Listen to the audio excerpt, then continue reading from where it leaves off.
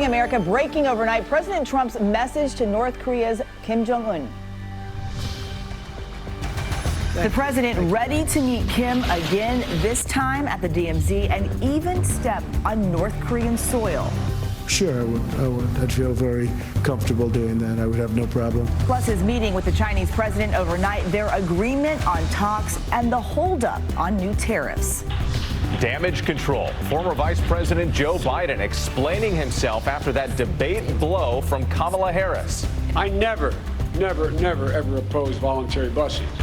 As some other candidates focus on immigration, their unified message to the president. An arrest in the murder of a student, the suspect's dramatic takedown, what investigators say they found inside his home, and new this morning, a contractor making disturbing claims. Making it soundproof, hooks on the walls, just weird stuff. The suspect's home renovation and the requests this contractor says he turned down. New arrests, a major break in the shooting of baseball star David Ortiz. Two suspects, including one man allegedly at the scene and another being called one of the masterminds, behind bars this morning. And kicking it. Go, U.S.! The U.S. women clinching a spot in the World Cup semifinals with their victory over Team France. Megan Rapinoe's super showing and what she says about the challenges ahead. Live from ABC News in New York, this is Good Morning America. All right, good morning. Happy weekend. Let's get right to our top story. President Trump touching down in South Korea just a short while ago after having extended an apparently impromptu high-stakes Twitter invitation to the leader of North Korea. Yeah, Trump inviting Kim Jong-un to come meet him later today for a handshake at the DMZ, the border between North and South Korea. The question, though, will Kim show up? And if not, is it a major diplomatic snub? Overnight, the president left Japan, where he was attending the G20 summit. He had a crucial meeting with the leader of China as the two countries teeter on the edge of a trade war. He also commented on the Democratic presidential debates. ABC's chief White House correspondent John Carl starts us off from Japan. Good morning, Eva. After his meetings with a series of world leaders here at the G20 in Japan, the president held a remarkable press conference here that lasted for well over an hour. Questions on a wide range of topics, including his potential meeting with Kim Jong-un. President Trump seems to think Kim Jong-un just might accept his impromptu invitation. I understand that we may be meeting with Chairman Kim, and we'll find out. The president had extended the invitation on Twitter just hours earlier. Well, it might happen tomorrow. I mean, to be honest, we won't call it a summit, we'll call it a handshake. And if it doesn't happen? Will it be a bad sign if he doesn't show up?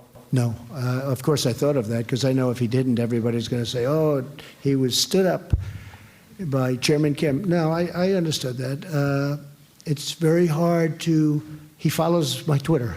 And he does. It's very hard. He I follows you on guess Twitter? so, because we got a call very quickly. The president said he would even be willing to make the symbolic gesture of stepping over the line and onto North Korean soil, something no other U.S. president has ever done. Sure, I would. I'd feel very comfortable doing that. I would have no problem. On his high-stakes meeting with the president of China, an apparent truce in the trade war as talks continue. We had a great meeting, and we will be continuing to negotiate. And I promised that for at least the time being, we're not going to be lifting tariffs on China. We won't be adding an additional tremendous amount of, we have, I guess, $350 billion left, which could be taxed or could be tariffed, and we're not doing that. A Chinese reporter asked if he thinks China is a strategic partner, a competitor, or an enemy. I think we're going to be strategic partners. I think we can help each other. I think in the end we can have, if the right deal is structured, we can be great for each other. If China would open up, you're opening up a tremendous, the largest market in the world. And right now, China's not open to the United States, but we're open to China. That should have never really been allowed to happen. And even from the other side of the world, the president was keeping an eye on the Democratic debates. I'm sure you saw the exchange between Joe Biden and Kamala Harris. on the issue of federal busing. Well, first of all, before I get into that, I thought that she was given too much credit. He didn't do well, certainly, and maybe the facts weren't necessarily on his side. I think she was given too much credit for what she did. If the president has a meeting with Kim Jong-un in the demilitarized zone, it would likely be a very short one. He suggested a handshake, but he also made it clear he is open to a third full summit with Kim. Whit? All right, we'll see if that happens. John Carl reporting from Japan. Thank you. Meantime, here at home, Biden was doing damage control, defending his civil rights record as some of the other Democratic presidential candidates were back on the campaign trail just hours after battling it out on the debate stage. ABC's Rachel Scott is in Chicago, where Biden spoke yesterday. Rachel, good morning to you. Whit, good morning. Joe Biden seems ready for a do-over. He said 30 to 60 seconds on that debate stage just simply wasn't enough time for him to explain his decades-long record on civil rights. The question now, will black voters cut him any slack? Joe Biden unapologetic and on the defensive. I never, ever opposed voluntary busing. And as a program that Senator Harris participated in, and it made a difference in her life. The former VP on stage at Jesse Jackson's Rainbow Push Coalition attempted to limit the bruising from this debate blow. There was a little girl in California who was part of the second class to integrate her public schools, and she was bused to school every day. And that little girl was me. Senator Kamala Harris got personal and criticized Biden for once opposing mandatory busing of students to desegregate public schools. Biden, fresh off the debate stage, explained his record to a largely African-American crowd in Chicago. I've always been in favor of using federal authority to overcome state-initiated segregation. And as for his debate performance, I asked Biden, walking here with Jackson. How would you rate your debate performance last night? I let other people rate me. Some black voters were disappointed. He looked quite frail. His answers were quite defensive. Others conflicted, but not ready to give up on him just yet. We need a man to beat Donald Trump. And if we beat Joe Biden up, it leaves your mind open to think about somebody else. Senator Elizabeth Warren also touched down in Chicago, hoping it's her message that breaks through. Ready for some big change? Ready for some big structural change? Others in the crowded Democratic field taking an extra day in Florida. How you doing? Congrats on last night. Thank you, and you. Thank you.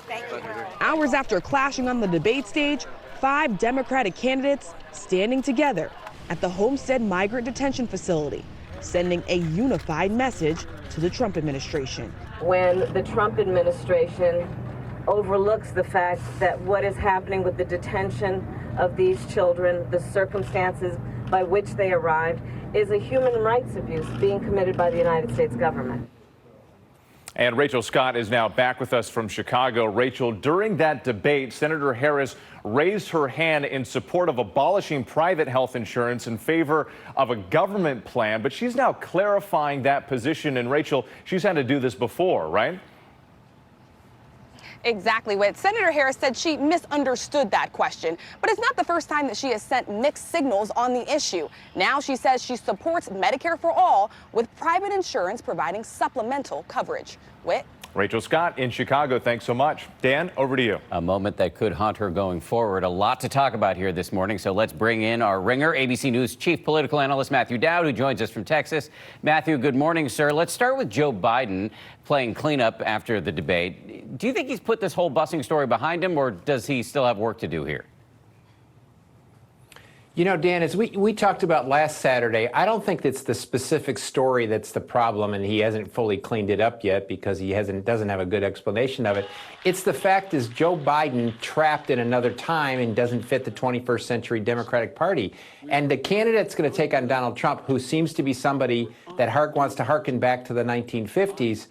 Do the Democrats want to nominate a candidate who seems to harken back to the 1970s and 1980s?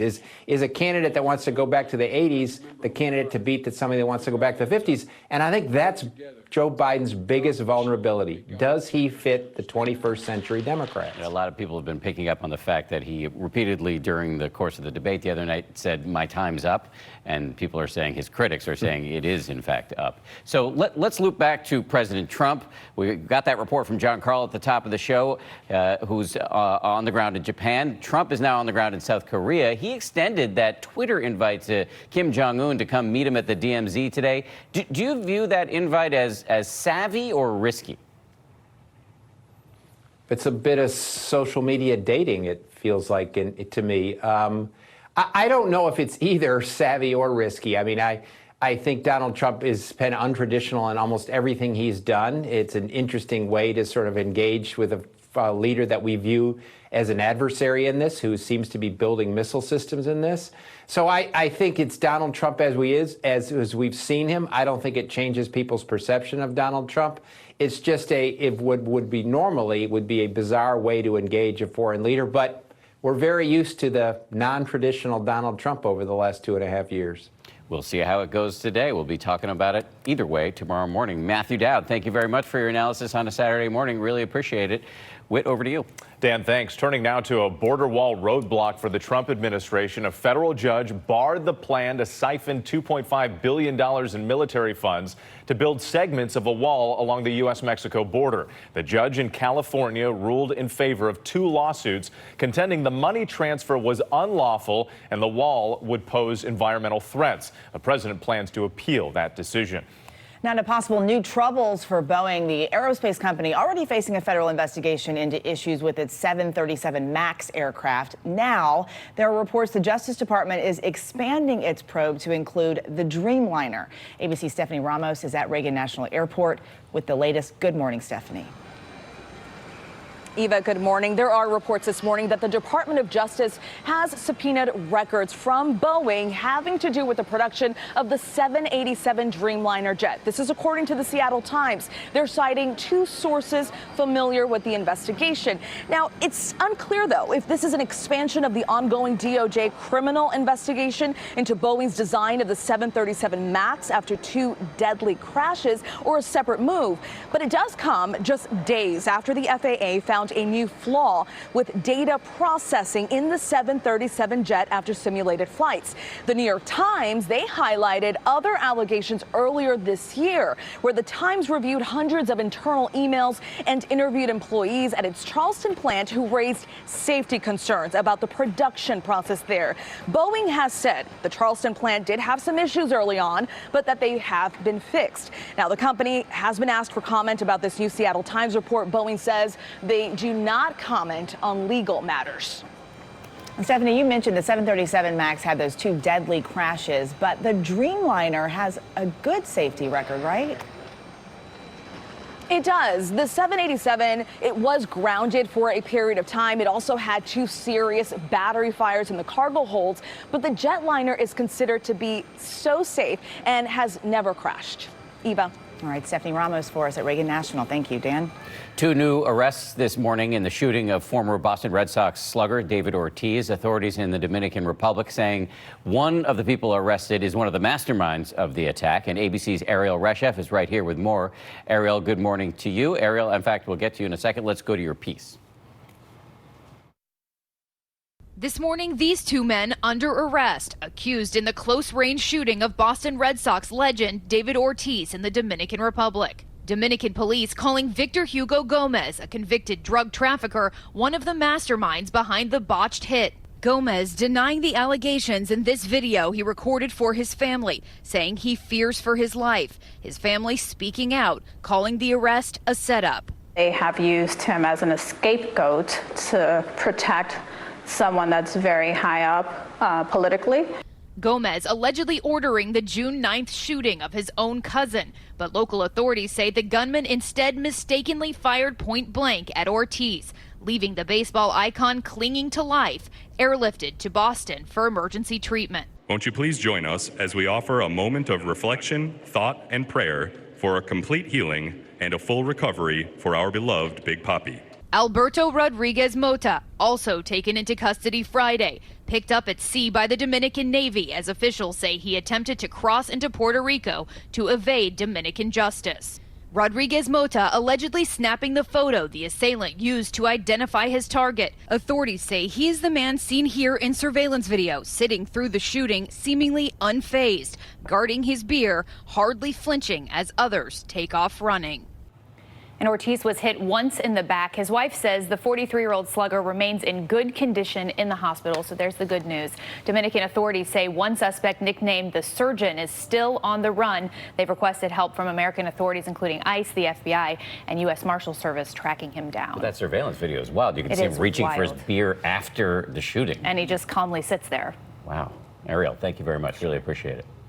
Well, it is life in prison for the man convicted for ramming his car into a crowd of people who were protesting against racism in Charlottesville, Virginia, back in 2017. A judge sentencing avowed neo-Nazi James Fields Jr. on Friday. Fields pleaded guilty to 29 federal hate crime charges. The attack killed a woman named Heather Heyer and wounded dozens of other people. Now to the latest in that case of the missing mother of 5 in New Canaan, Connecticut. Jennifer Doulos disappearing more than a month ago. A judge has ordered her estranged husband, Fotis Doulos, and his girlfriend, Michelle Troconis, not to contact each other, but Troconis is allowed to leave the state. The two are both out on bail after pleading not guilty to evidence tampering. In Fairfax County, Virginia, massive flames breaking out at a home in Great Falls. The fire blasted through the 3-story home last night. Firefighters in defense mode, working fast to get it all under control. Everybody made it out of the home safely, and nobody was hurt. It's time now for a check of our weather. Lots of Americans feeling the heat this morning. I was sweltering yesterday. Let's check in with Rob in Central Park. Is it hot yet out there? Hey, you know, the first heat wave of the season is always a shock to the system, especially after the cool, wet spring that we had in the throes of the heat wave. Right now it's in through D.C., New York, Philly, and as far south as Wilmington, now expanding through parts of the Midwest. Here we go. Check it out. Across the Midwest, we have heat advisories up and even a heat warning now for Minneapolis, which might see temperatures approach the 100-degree mark as far as the heat index is concerned. When you couple in the temperatures with the humidity, 108 expected in parts of eastern Nebraska, but the heat wave on the East Coast continues. We will get a cool front that slides south later on this afternoon, so temperatures do break 90 along the I-95 corridor. Then about 4 or 5 o'clock, maybe 6 o'clock, the storms will fire and then eventually push off. And we're looking at strong winds, large hail, and some lightning throughout the late afternoon and evening.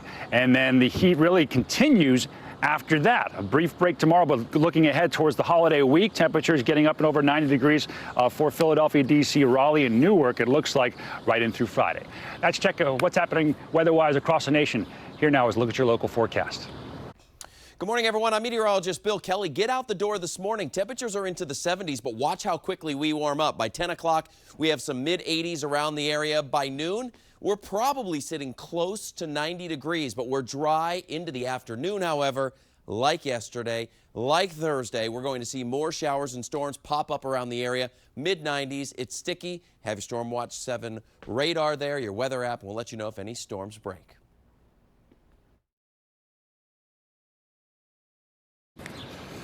Well, as Eva mentioned, I'm already breaking a sweat here. I'm going to come inside to the air conditioner in a second. We've talked to the production team. Actually, you need to stay outside. So sorry about that, bud. Love you. Well, bring in the drinks if you don't mind. We'll send those. He knows how to party. Thank you, Robert. Appreciate Whenever it. we hit the humidity, that's when Dan starts complaining about the bad hair days. That's right. Here we go. My toupee act up. Yeah. Slides right up. Gonna snap it back into place. All right, let's talk about soccer, shall we? Team USA celebrating a big win over World Cup home team France in a highly anticipated matchup. Now the American women setting their sights on England. ABC's Adrian Bankert is in Paris with that celebration and what the team faces next. Adrian, good morning. Okay, can we first start to talk about the fact that not only is Rob experiencing a heat wave, but I'm experiencing a heat wave here in Paris, France. Good morning to you, Whit. That's been a big headline, but even bigger, of course, is the fact that Team USA won. We were inside the stadium among thousands of U.S. fans who'd made the trip over here just to see it in person. When those goals were made, I got to tell you, it was electrifying. People were hugging in the stands, jumping up and down for this major victory. This morning, the U.S. women's soccer team is one step closer to a world championship. That is it. U.S. advances Yes, the French are out. In what many were calling the final before the final, Team USA knocks out France on its home turf Friday, and the U.S. wastes no time early. Rapinoe sends it